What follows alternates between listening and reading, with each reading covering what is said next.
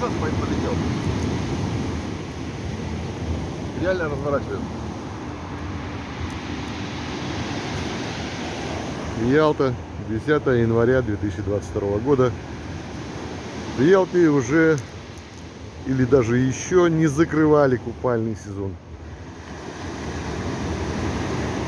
А может, это беженцы из Турции приплыли, мы не обратили внимания. Всем хорошего дня, настроения, здоровья. И вон самолетики еще в небе.